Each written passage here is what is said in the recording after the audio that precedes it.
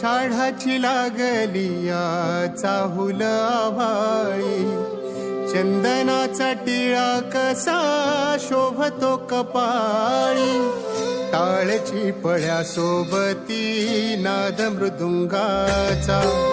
सारे वार करी गाती अभंग वारीचा,